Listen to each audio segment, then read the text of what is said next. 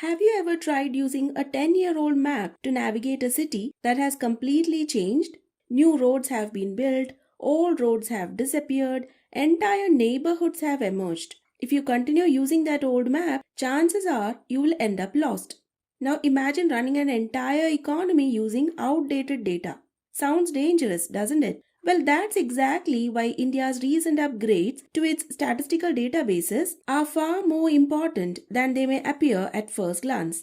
The government has upgraded almost every major economic database: GDP, inflation, industrial production, wholesale price index, and even introduced a completely new producer price index. Many newspapers reported these as technical statistical updates, but as an economist, I believe this is much bigger. This is not merely a story about numbers. It is a story about how a country understands itself. Because if your measurements are wrong, your policies may also be wrong. So today, let's understand why India has upgraded its statistical system, what has changed, why economists are welcoming it, and why every student of economics, business professional, policy maker, investor, and ordinary citizen should care. Whenever I teach national income accounting, I ask my students a simple question. Can a doctor treat a patient without proper medical tests? Of course not. If the blood pressure reading is wrong, the medicine may also be wrong. Economics works exactly the same way. GDP, inflation, industrial production, employment, these are the health reports of an economy. Governments rely on data to make policies. The RBI decides interest rates using inflation data.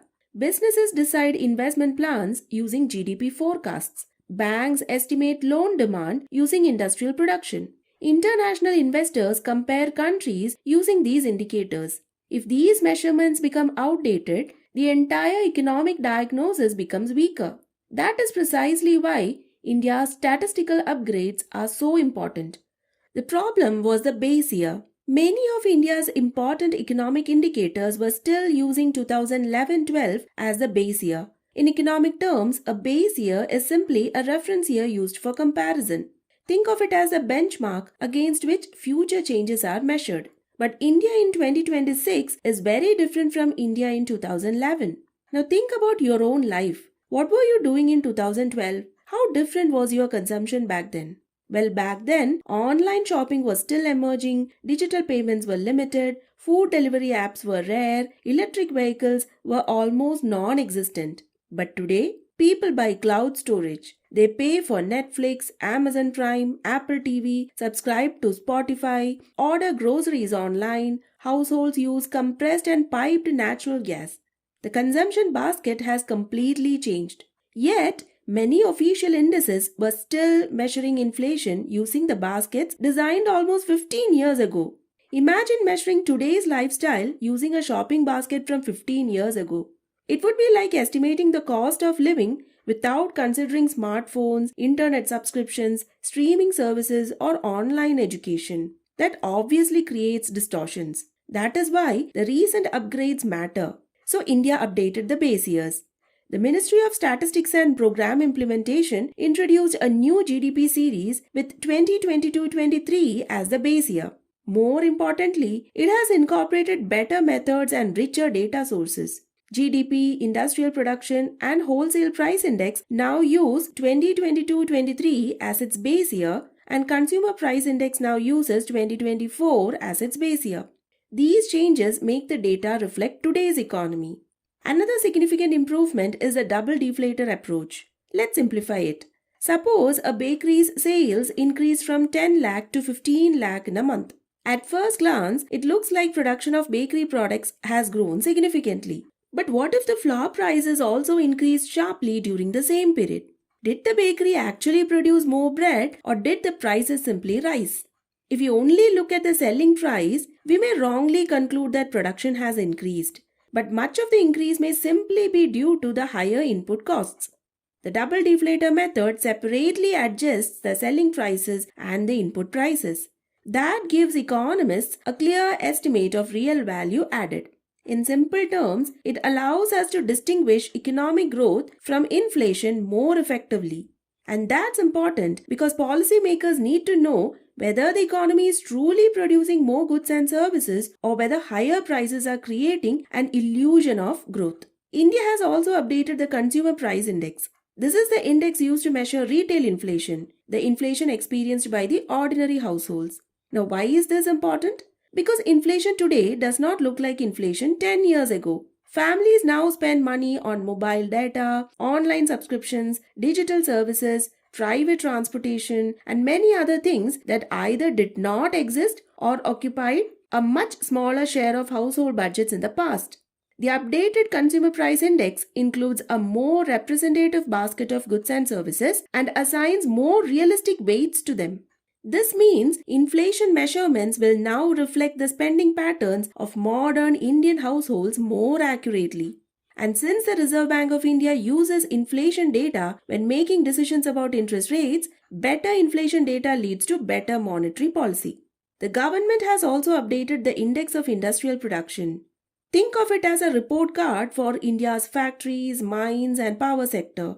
The index now covers more products and sectors. Activities such as gas supply, water supply, sewerage, and waste management are better represented. Renewable and non-renewable electricity generation are separately captured. The product basket has expanded significantly. Now, why does this matter? Because industrial production is like a monthly pulse check of the economy. It gives early signals about economic activity before the quarterly GDP numbers are released. If policymakers want to know whether industrial activity is expanding or slowing down, the Index of Industrial Production provides important clues. An improved Index of Industrial Production means a clearer picture of what is actually happening in India's production sectors. One of the most interesting developments is the introduction of the Producer Price Index. Most developed economies use a producer price index rather than a wholesale price index, because a producer price index measures price changes from the producer's perspective. Imagine a steel manufacturer facing rising costs in the form of rising iron ore prices, electricity prices, labor costs, and transport costs. These cost increases often appear at the producer level before they eventually reach consumers. The producer price index acts like an early warning system. It helps economists detect inflationary pressures before they show up in retail prices. This gives policymakers more time to respond. Over the next 5 years, India plans to gradually replace the wholesale price index with the producer price index. Taken together, these upgrades make India's economic statistics more realistic, more accurate, and more aligned with international practices. Statistics do not create growth, but they improve our understanding of growth. Think of Google Maps. Google Maps doesn't build roads, but accurate maps help people reach destinations efficiently. Similarly, better statistics help governments design better policies.